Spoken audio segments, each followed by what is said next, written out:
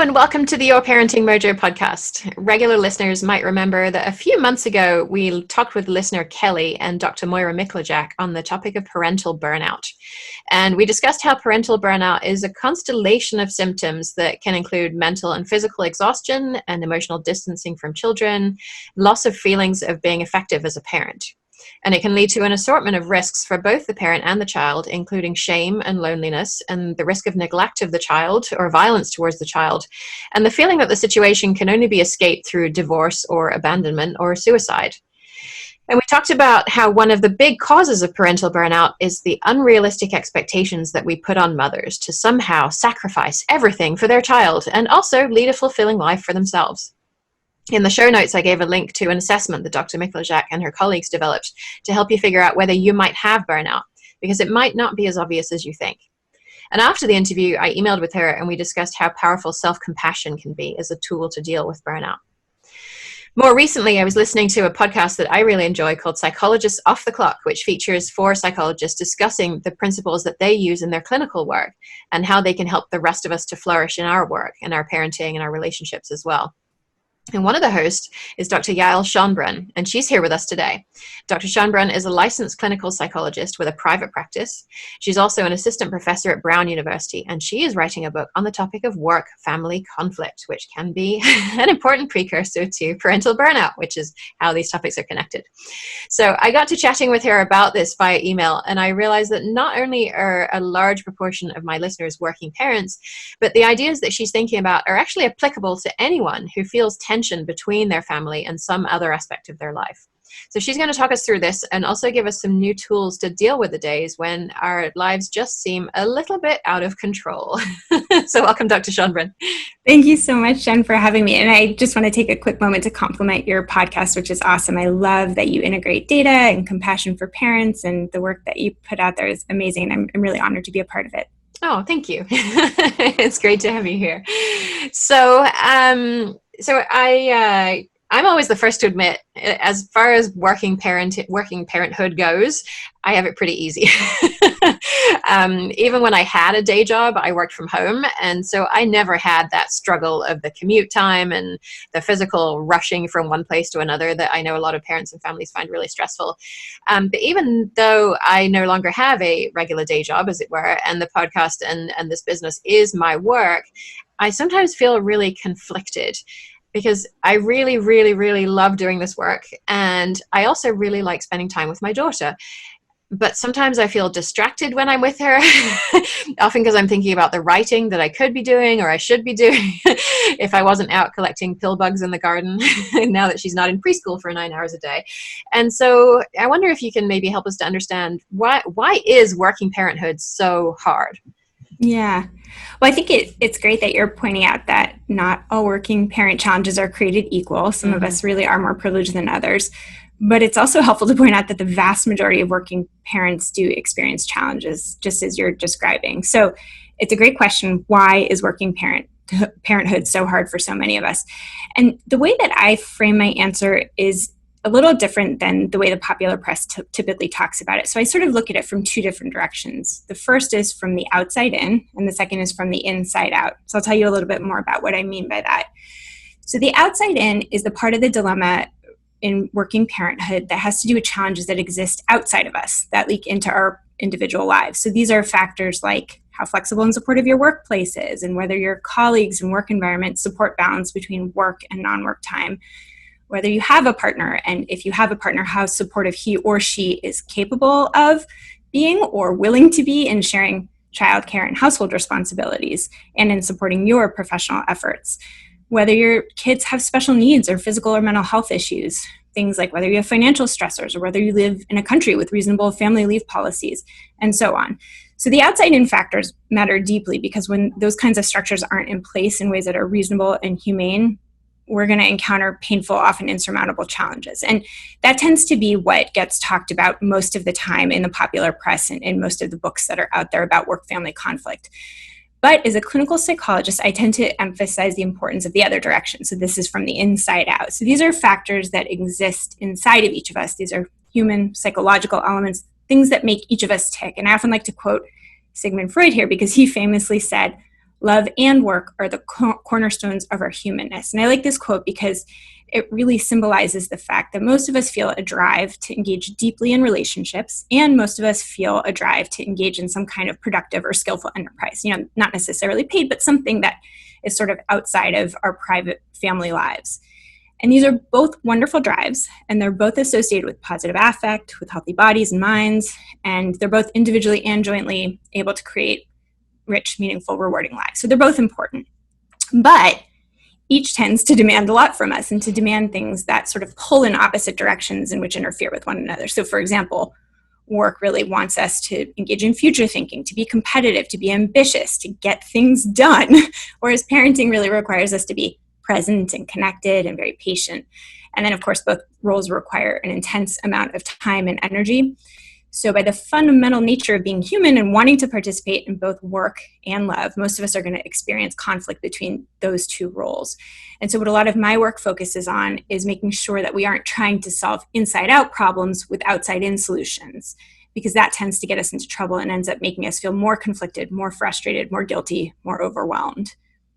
Yeah, and I think that distinction is so important, and that they can affect each other. It's sort of like the yin and the yang, right? That the work that we do internally is what shifts our culture. Our culture isn't some kind of nebulous thing that's out there. It's a collection of how we all interact with each other, how we think and how we interact with each other. And that by doing this internal work, we can actually shift our culture, even if it might not go as fast as some of us might hope. Yeah. I love that you just mentioned yin and yang, because a lot of my thinking about work and family conflict and work and family enrichment, which we'll get to, is really informed by Taoist thinking about yin and yang. And I love that you're pointing out that it's not just the system that affects us, but we affect the system. But yes, it can be slow progress. And I think that can be immensely frustrating. I certainly feel that frustration too. Yeah, well, that leads us into your story, right? I mean, you got here via a path that had you exploring how these tensions exist in your own life, right? Did you want to spend a minute telling us about that? Yeah, sure. So I was on the tried and true academic path. I was a researcher, and before I had kids, I was really hell-bent on staying on that tried and true path. I love science. I love psychology. I was at a wonderful institute. I'm still actually there. And when I became a parent to my first son, who is 10, I now have 3 boys. I was just sort of shaken because it was sort of surprising how hard it was to stay motivated and focused on my career. And yet I didn't want to back away from my career because I really did love it, but I also wasn't comfortable sort of maintaining the same kind of position that I had had before. And it was surprising to me because I'd always been surrounded by amazingly brilliant academics who were also terrific parents. So it wasn't like a judgment of how anybody else was parenting. It was more that I didn't want to be away from my kid for 40 to 50 hours a week. And so I went through this long year of really painful self-reflection and using a lot of the skills that I talk about in my writing to really dig deep and figure out what was possible, given my situation, given the financial constraints of my life, given my partner's work, and given who I am, which is an ambitious person who really likes to be creative in the outside world and use my intellect in ways that for me are interesting, but also, a person that really wanted to be really deeply engaged as a parent. And at the end of that year, I ended up backing down from sort of pulling back a little bit in my effort in my academic work. And that was a really difficult position to be in too. So it was really privileged because I had supportive mentors and colleagues who were totally fine with me pulling back a little bit. But it ended up being really hard for me socially because I didn't really fit in anywhere. In academia, you don't have part-time people, and there's a good reason for that. I mean, academic work is really intense. You have brilliant people working day and night to make progress, and part-time effort really doesn't cut it, is the reality. And so I wasn't doing as well, is the truth, and I felt that, and I also socially felt kind of out of it, like I wasn't really inside of the academic world as much as I used to be, and I also wasn't at all a stay-at-home parent, and so I didn't really fit in there. So socially, it was really interesting. And so but I did a lot of thinking and a lot of sort of, again, reflecting on my values and which way I wanted to go. And I ended up in 2014 writing an essay about it that landed in the New York Times, totally a random lightning strike of luck. I actually wrote it during my kids. I, at that time, had 2 kids. I wrote it during their nap time. And then at the end of the nap time, as I heard them calling, I Googled submit op-ed piece, and at the top it said, instructions to submit to the New York Times, and it amazingly got in, and it sort of just opened up this new career path of writing about working parenthood from a kind of a combined academic, scientifically informed perspective, but also one that was really clinically informed as well as personally informed. Mm-hmm. Okay. And so I know that you now have a private practice, and you're also in academia, and you're also a parent. Podcast co-host. Yes. Yeah. Which, as I know, can be. As you know, it doesn't take any time. No, it's yeah. No time at all. And so in a way, it seems like you've kind of multiplied the kinds of conflicts that have the potential to exist in your life. Yeah. I wonder if is there a way to segue from the tensions that you've experienced into kind of the more general topics or ways in which families experience work-life conflicts? Which of those have you experienced? Yeah, all of them. No. All of them at the same time. Yeah, at the same time. Well, and interestingly, I think you're pointing something out that is really true, which is I do experience a lot of work-family conflict. And I also experience this other phenomenon that I write a lot about, which is called work-family enrichment. Mm-hmm. I experience both. Yeah. And what is, I think, under-discussed in the public sphere is how parenting and professional roles can really complement one another. And that doesn't mean that they don't also conflict. That is a true reality. And Jen, I hope it's okay for me to disclose. This is our second recording of this episode, because what happened in the first recording is I botched it. And the reason I botched it is I tried to do it at home. It was kind of a gamble. I put my 3-year-old to bed at nap, and I told my oldest, if he's not sleeping, can you just take care of it? Because I need some quiet to do this interview. And he did my oldest took care of it, but my 3-year-old had to go to the bathroom, and I heard the shuffling in the background, and it was really distracting, and I couldn't focus. There's just some times where I do it very badly, is the truth. And I think this gets to something that you said in your introduction, which is the role of self-compassion. Mm. And so I engage a lot of self-compassion when things don't go well. And I hope that you at some point have an entire episode dedicated to self-compassion, because it's such an important construct. Yeah. But in brief, it has 3 components. So the first is mindfulness, so kind of making space for whatever it is that you're feeling. In my case, embarrassment and sort of frustration and disappointment, and sometimes kind of anger, like I wish I had more help with the kids, especially now that we're in a pandemic and childcare has gone out the window. So the first component is mindfulness. The second component is self-kindness. So saying the kinds of things to yourself that you would say to a friend who is struggling. So you wouldn't call up a friend who had botched an interview and say, wow, you did a really bad job. You should really be embarrassed and, have your tail between your legs. You'd say, you know what? We're all human. Like, you were carrying a lot that day. You did as best you could. Forgive yourself, see if you can re-record. You'd say kind, supportive, encouraging things. And so if you can say those kinds of things to yourself, and it is like a muscle, I think for a lot of people who have that really critical voice, it's a really hard thing to do, but it practice and it becomes easier. And then the third component is common humanity. So remembering that many working parents, I would venture to say all of us, especially now, have had those really hard days. Like, you're not alone. Sometimes you feel alone when you're having a rough day, but just remember, this is the plight of the working parent. We're all in this soup together.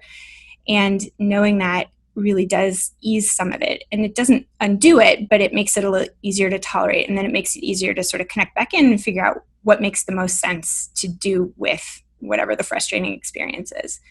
So that's kind of on the side of work-family conflict. But on the side of work-family enrichment, I think I'm really fortunate. I'm incredibly privileged because all of my roles really do feed one another. Like, my academic and scientific background helps me do better clinical work. My clinical work helps me to do better, more applicable, sort of digestible writing. and my writing helps me to do podcasting. They all really feed each other. And I think my parenting and my perspective on parenting and my interest in parenting and in my professional work helps all the roles as well. Yeah. Yeah.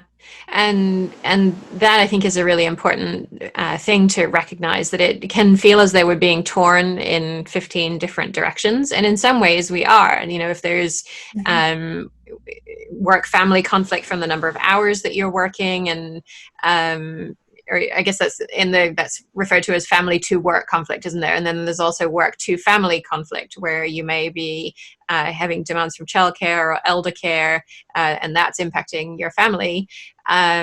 But also on the flip side of that, maybe your spouse has a suggestion for how to deal with a scenario that you're facing at work that you wouldn't have come up with by yourself, and that your role as a spouse can then benefit your role in your work world, and that there are a bunch of ways, not just in yours, that happens to line up pretty neatly, but for any parent who can learn a conflict resolution strategy in a course at work and then apply that to conflicts you're having with your child. There are a whole host of different ways that these things can fit together to actually benefit us, right?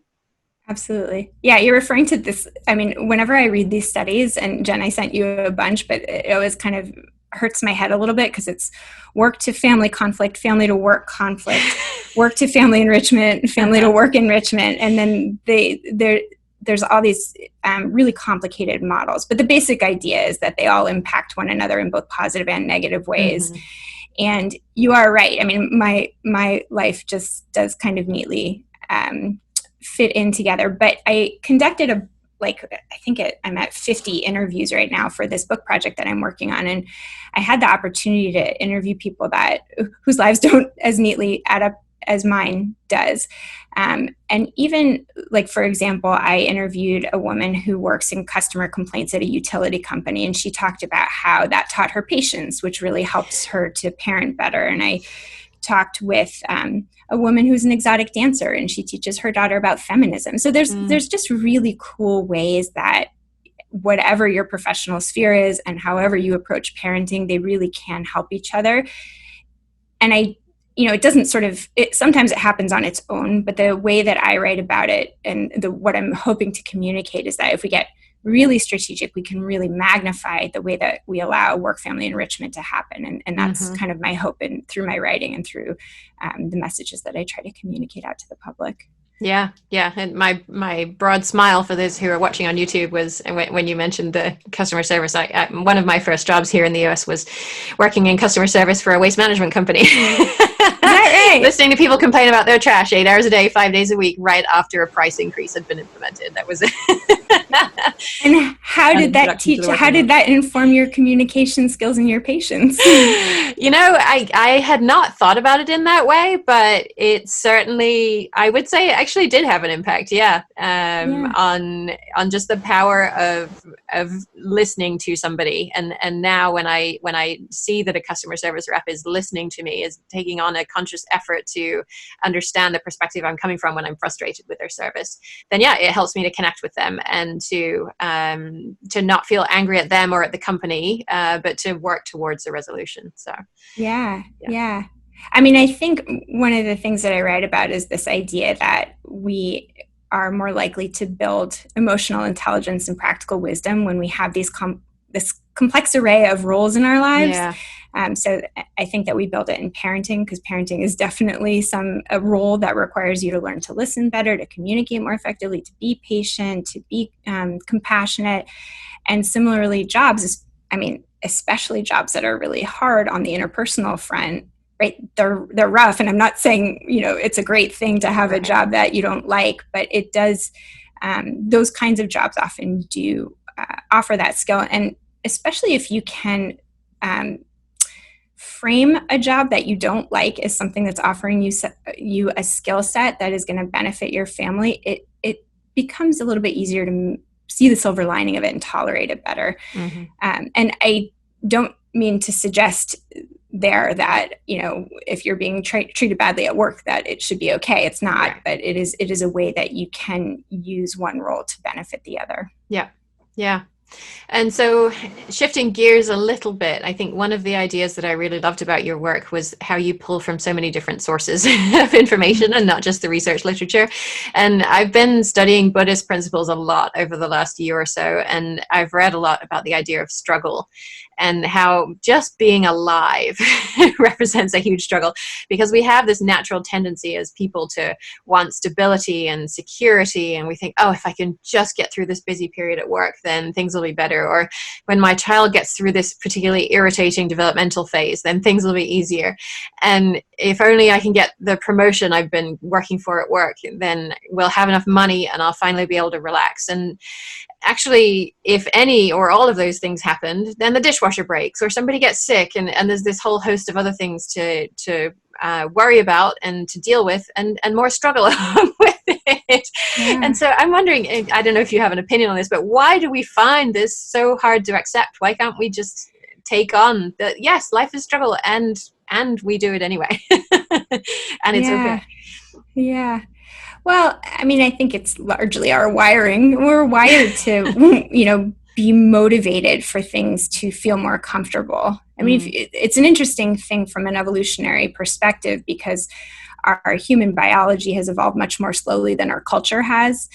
And as a result, we're still wired to try to get enough caloric intake, to make sure that we're comfortable, to make sure that we're safe. And those kinds of things, for the most part, obviously there are certainly some people who are, struggling to make ends meet and to put food on the table. But for the most part, most of us don't face imminent danger on a day-to-day basis. But our wiring doesn't know that. And the human brain doesn't distinguish between imminent threat and social threat, So for that reason, we're just kind of oriented to want to push towards things being more comfortable.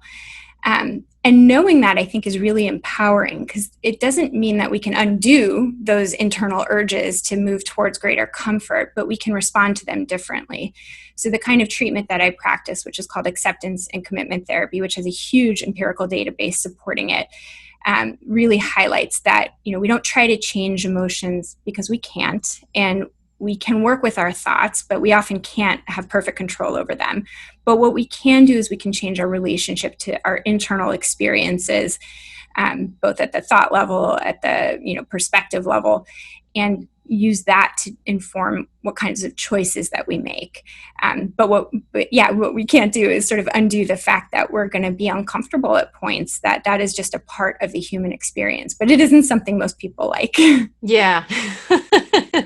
And so I wonder now if we can spend some time discussing acceptance and commitment therapy, because I know it's such a cornerstone of your work, and it's going to help us understand this issue a lot better. And actually, this do-over gives me a nice opportunity, because last time we did this interview, I kind of framed it up in a way that made sense to me. And then halfway through, it was clear you were seeing it and ordered a bit differently, and it sort of made for a bit of an odd transition midway through. So let's just go with your way of thinking about it. And maybe you can tell us the framework and how the pieces fit together, and then we can see how to apply it to the issues that we're talking about here today with work-family conflict.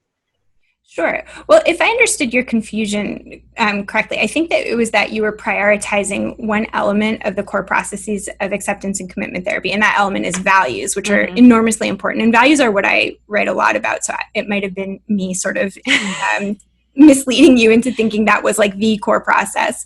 So there's 6 core processes in acceptance and commitment therapy, and I'll sort of run through them. But what I will start off by saying is that they all sort of converge on this skill that psychologists call psychological flexibility, which is an enormously important construct and has been studied and found to be associated with all sorts of importantly positive things like mental health, physical well-being, good parenting, skillful work. And the way that we define psychological flexibility is the ability to be self-aware, the ability to have clarity in what matters most to you, the ability to stay in touch with the present moment even when it's uncomfortable, and with all of that in hand, to choose behaviors that help you become the person that you'd most like to be, and to move as you move your life in directions you find meaningful. So that's a really long sentence, but it's basically like to do what makes the most sense that allows you to do what matters most to you in a flexible way.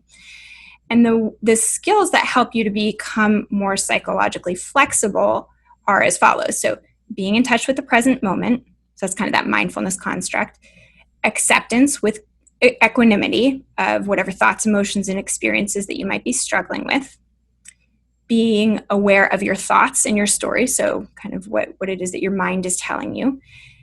And then the second three are the more active ones. So learning to unhook from thoughts and stories when you get caught up in them, gaining clarity on the values that matter most to you. And I'll define values in just a second.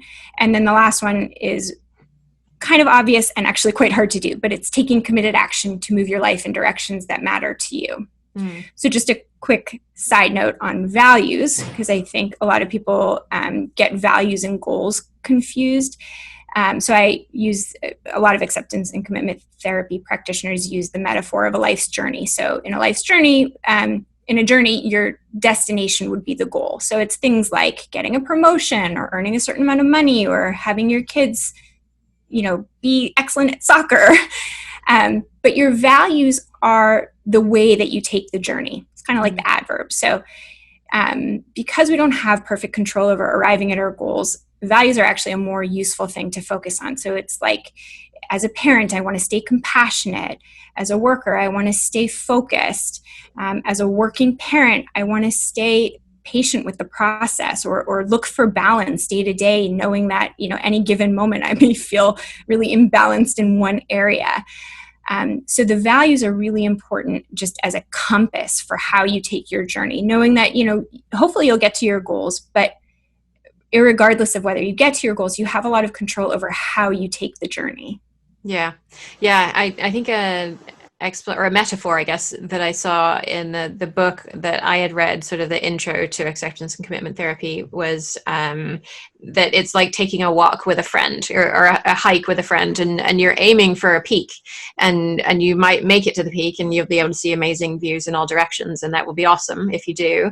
But the values are more about, well, how are we going to be on this walk?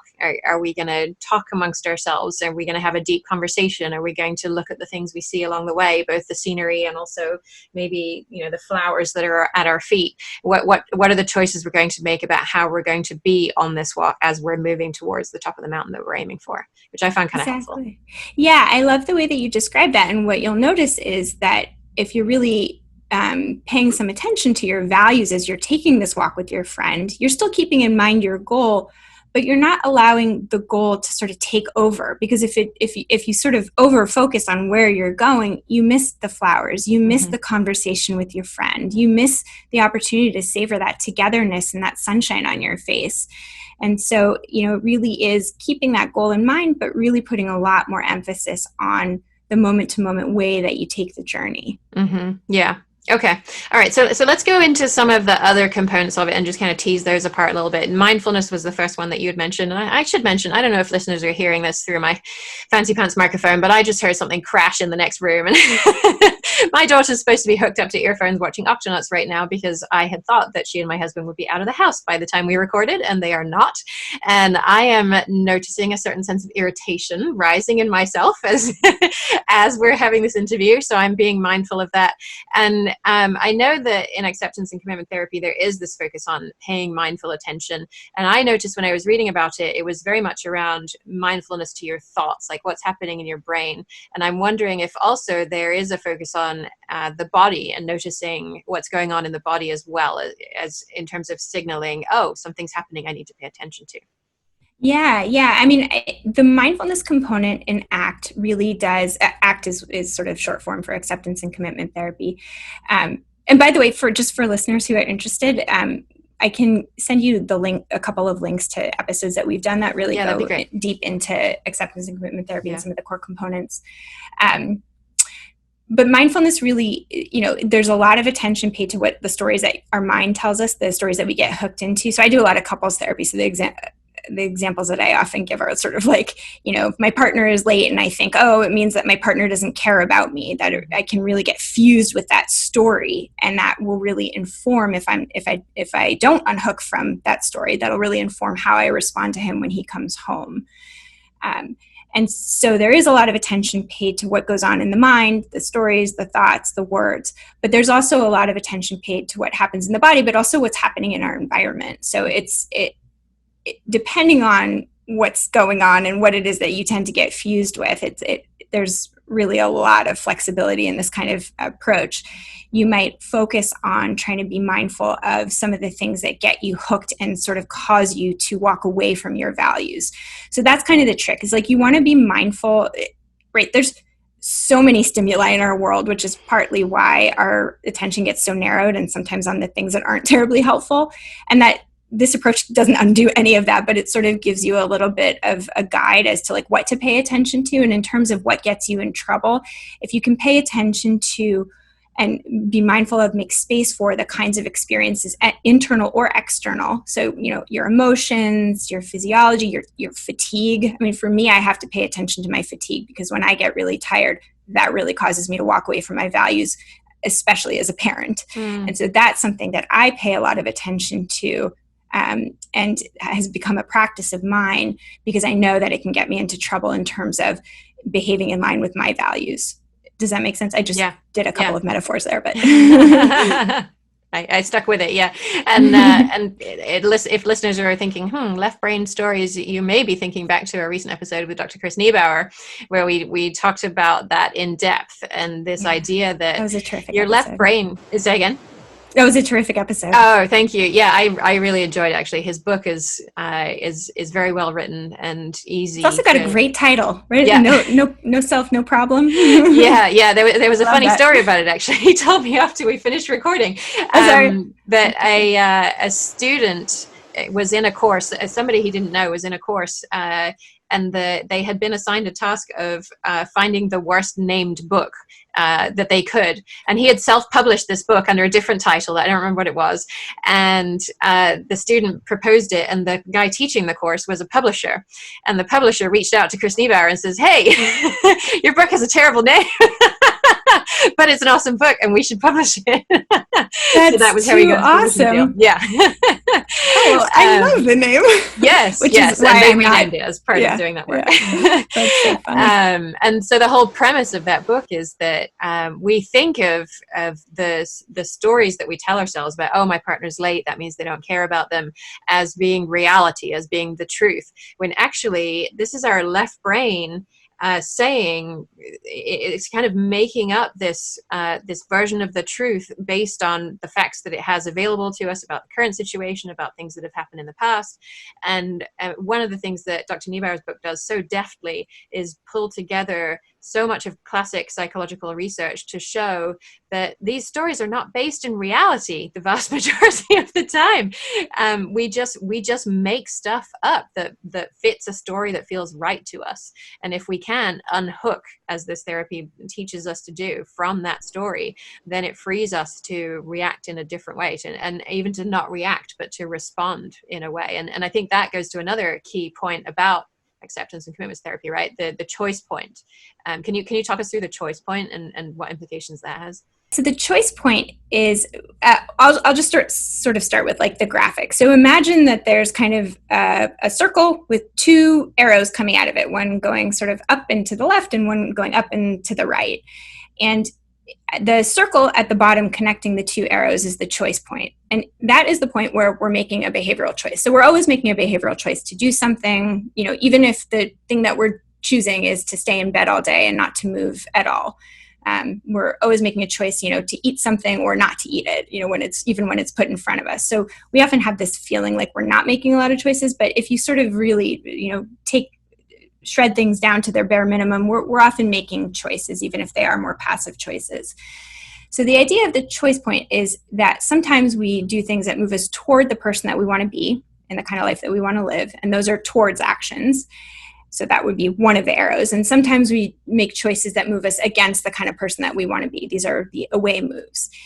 And the idea of the choice point is that it's much easier to move towards the kind of person that we want to be when we're not hooked into the thoughts, the feelings, and the situations that sort of feel really true to us, as you were just talking about. We sort of buy into these narratives. But when we can kind of take a step back and say, that's just a thought that my brain is telling me, as opposed to that is the truth, then we have more flexibility, right? That here comes the psychological flexibility construct to make that more intentional choice of moving towards our values or away from our values. The example that I often give in therapy is one that I think most people can relate to, but it's like after a long day of work, if you sort of have this value of trying to get healthier, you might have a plan to go to the gym. And at the end of a long day of work, a lot of people will say to themselves, or their minds will say to them, I absolutely cannot go to the gym. I'm too tired. So that thought, I can't, is not actually true. I mean, you might make a choice not to, but that is a choice. And so by taking a step back and recognizing that short sentence, I can't, as a thought that we're fused with, and then deciding to kind of take a step back and really tell yourself, like, okay, that's just a thought I'm telling myself, but really, what do I want to do, right? What would be a value-driven action? And what do I feel like, I can be capable of doing today to move myself more towards the kind of person that I want to be? Now, that isn't very easy, right? That's sort of like committed action when we're really not in the mood is very, very hard to do. But once we unhook from the thoughts and the feelings, we have more potential to make those kind of choices, which again, doesn't make it easy, but it just gives us more options. Mm-hmm. So that's hopefully a good explanation of the choice point. But I will say it's actually nice to look at it in the visual. So maybe I can link you to a visual of that choice point, because it's a really nice way to sort of boil it down to, how do you get more psychologically flexible in the face of being hooked with thoughts and feelings? Yeah. But I think the idea itself, I mean, even without the explanation, I can imagine thinking, okay, I just can't go to the gym right now. But then that creating that space, that unhooking, then allows me to create options like, well, maybe I could go for a walk. Maybe that would feel good. Maybe that would help to clear my head in a way that going to the gym wouldn't right now. And also it helps me to get closer to my value of getting more exercise, or whatever the value is that we're working towards. Absolutely. Yeah. And taking it back to the working parent sphere, I do think that a lot of the stories that we tell ourselves about working parenthood sometimes don't allow us to be our most valued selves. Now, again, like working parenthood is very hard, and many of us working parents are tired and we're just, depleted. And that is a reality and a situation that I think we need to be mindful of. Like when we're really depleted is not the time to say like, okay, now I'm going to go do a whole bunch of things, because that would be value consistent. It might be time to elevate a different value, like for example, self-compassion. But some of the stories like, like some of the headlines that are going around right now, I think are terribly unhelpful. Like saying that working parenthood is untenable, is unsustainable, I think isn't helpful, because we need to sustain. So in my opinion, and again, I don't want to invalidate anybody's experience. Like honestly, I feel almost on a daily basis like it's unsustainable, but because we do need to sustain, I'm not sure how helpful it is to become fused with that narrative. And instead, I think it is more useful to take a step back and say, this is very, very hard. What do we each need? And then, to really push on the infrastructure around us to provide more of it, but also to look within our communities, within our families, for the kind of help that we need, and honestly to give ourselves a break as often as we can, because we do need to sustain. I mean, that is to me that feels more true than we can't sustain, right? Because we have to. Yeah. There are not many other choices, let's put it that way. So one thing I do want to explore is that we've sort of talked about this in a little bit in isolation. And when we talk about the example of the gym, I choose if I'm going to go to the gym or if I'm going to go for a walk or something else. But so much of what we're talking about here is not just concerned with me and the decisions that I'm making, but how my decisions and my traumas and my stories interact with other people's issues and traumas and stories.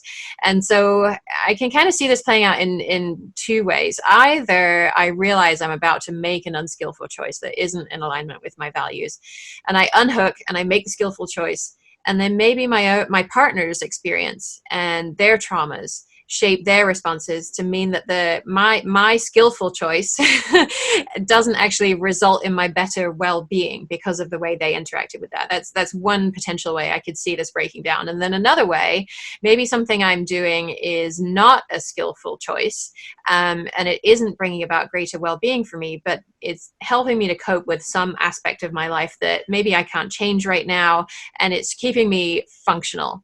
What path forward do you see in those kinds of situations? Are the ideas linked enough that there is a single thing we should be doing, or is it completely divergent?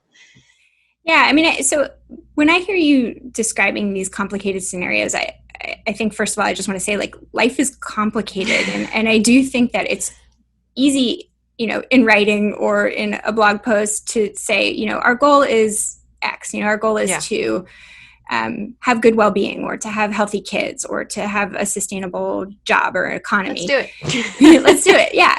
But the reality is so much more complicated. Like, I often will tell, I'll be doing parent coaching with some of my couples, and they'll say, that sounds really good in here, but when I do it at home, it doesn't really work. Yeah. And I say, you're right? Like, in here, in this quiet environment where we're just chatting, it's much easier. So on the ground, things just are more complicated. And so what ACT helps you to do is to clarify, when things get complicated, what do you want to stand for? ACT also, again, and I will always come back to this, really highlights the importance of psychological flexibility. So, when you feel like things are going bad, you had been elevating the value of engaging with your partner, to do something cooperative, and somehow it triggered him or her, then you pivot, right? You sort of take that information, right? That's sort of the awareness, the mindful awareness piece.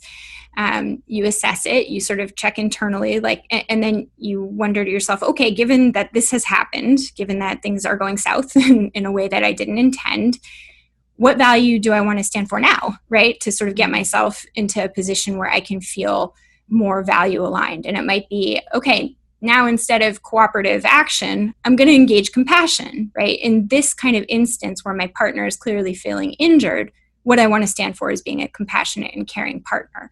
And so you do that pivot, you sort of engage your psychological flexibility, and then, manifest some kind of committed action that's more in line with that second value.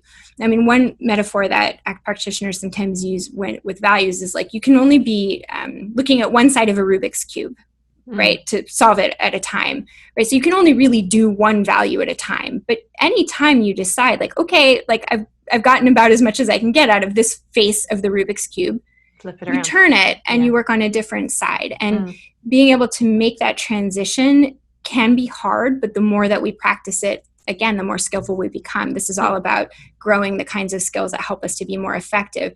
And part of the skill as, effective people in relationships and in complicated lives that have multiple roles is being able to transition roles, but also being able to transition values. Okay, I was trying to be compassionate to my kid and they were pushing the line too much. Now I need to sort of engage my firm value of, lovingly but firmly setting a boundary, and being able to make that, carefully, make the transition carefully allows you to continue to be effective as a parent. It doesn't make you inconsistent. It makes you flexible.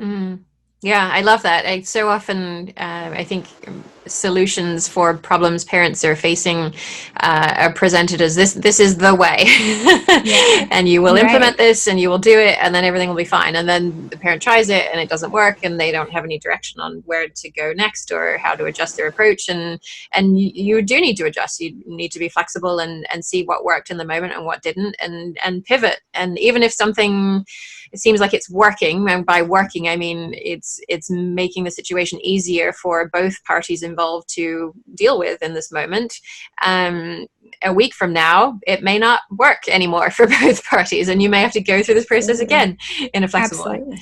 Absolutely. I mean, when it comes to kids' development, like that couldn't be more true, right? The only constant is change, as it were. Right. So it requires a lot of flexibility. And I actually think that's, again, one of the ways that family roles can really enrich professional roles, because as a parent, you certainly have to learn how to move with your kid depending on where they're at developmentally or personally, or, in their social life or academically.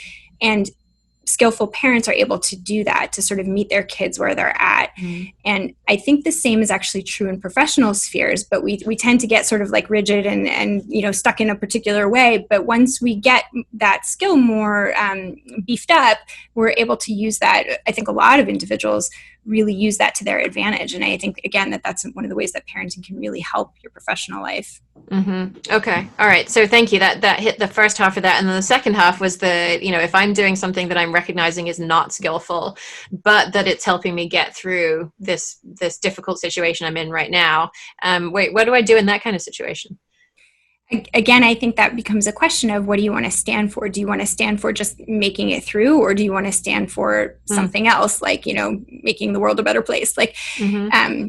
you know, in this pandemic, I think a lot of us, and I include myself in this lot, are largely just trying to make it through. Like I, working on social justice has always been important to me, but the reality is my days are long and exhausting, and I just don't have as much to give as I would in other circumstances, which doesn't mean I don't, but it's probably not as high on my list as it might be at another time.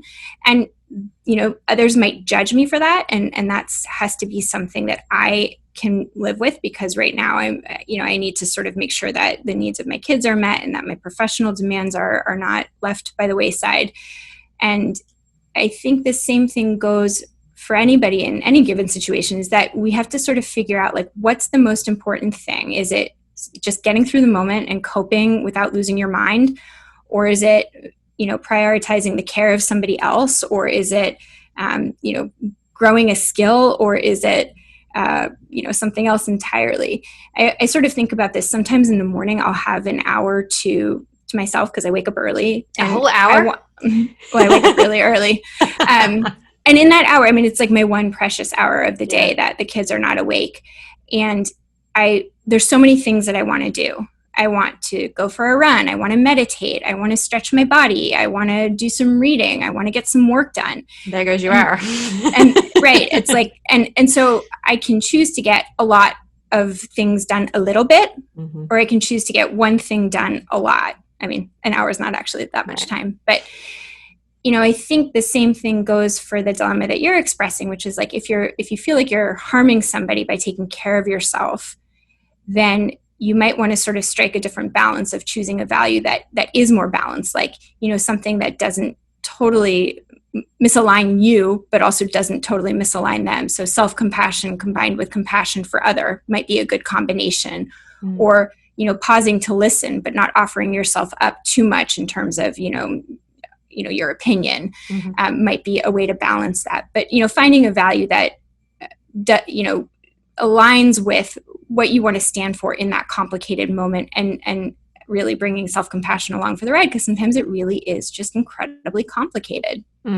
Yeah, and I think you're opening up for where I wanted to end up with this conversation, was around the social justice elements of this, because it's so important right now. Yeah, and has been for a long time, but not all of us, myself included, have been aware of that for as long as we should have been aware of it. Absolutely. And so I always, whatever I'm looking at, I'm trying to examine, well, what are the social justice implications of this thing that we're looking at? And so when I'm looking at acceptance commitment therapy, I'm thinking, okay, well, so much of this is in recognizing you have a choice and deciding which choice you want to make. And so it reminded me of the quote from the Austrian psychologist Viktor Frankl, and he lived through several concentration camps. And I see you smiling because I know that you are a fan of his as well. One of the things he said was, when we are no longer able to change a situation, we are challenged to change ourselves. Everything can be taken from a man, but one thing, the last of the human freedoms, to choose one's attitude in any given set of circumstances, to choose one's own way. Between stimulus and response, there is a space. In that space is our power to choose our response. In our response lies our growth and our freedom. And in some ways, I really agree with what he's saying here, because we do all have a choice in every situation, in every moment. Even if we're told we're going to be killed, like in the next minute, we can choose to approach that death with our head held high or low.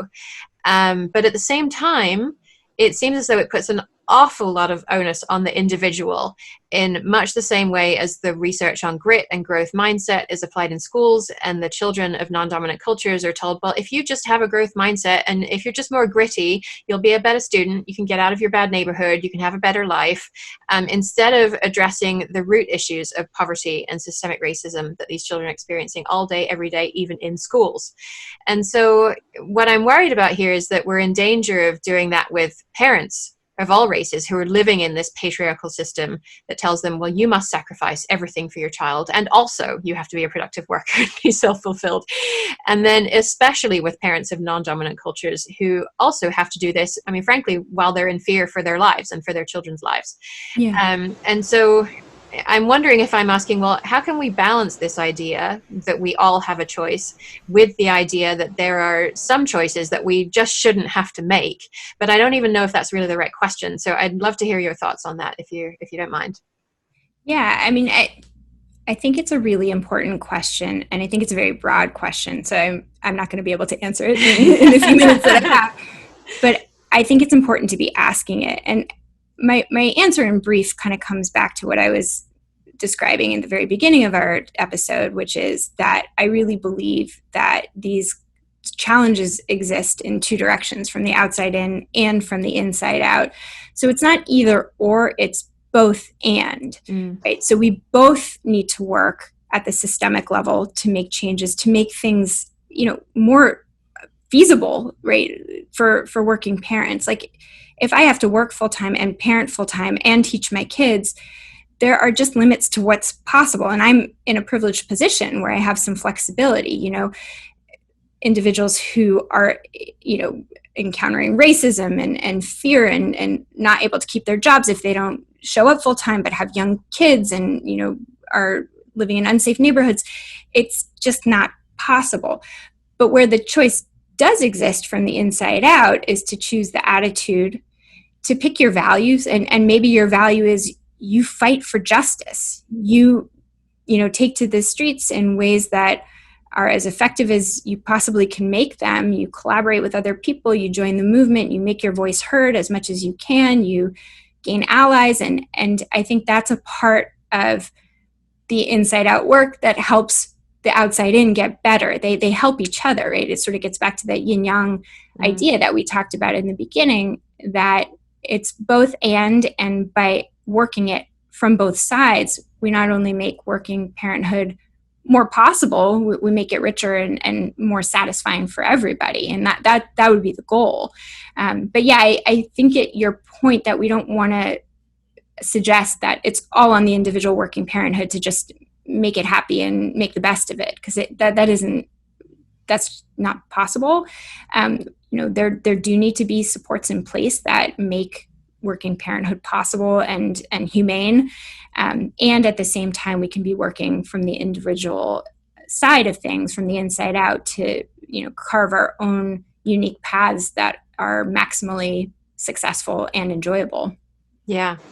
Thank you for that conclusion. I think that really gets to the heart of the work that we need to do, is the work that we need to do within ourselves, that by extension shifts our culture and shifts the way that our culture supports everybody, hopefully more in the future than it does right now. So so thanks so much for sharing your thoughts about the sort of the theory of the of work-family conflict, but also the concrete tools that we can actually put to use. I mean, I'm hoping that what parents got out of this when they're hearing this is, okay, I can see when I'm at a choice point, and I can see that I need to unhook, and I can think through, and understand what are my values, and how can I make a choice in that moment that is better aligned with the value that I want to have. So I think this has been super practical for parents. So thank you so much for bringing all that to this interview. Oh, my pleasure. Thanks so much for having me on.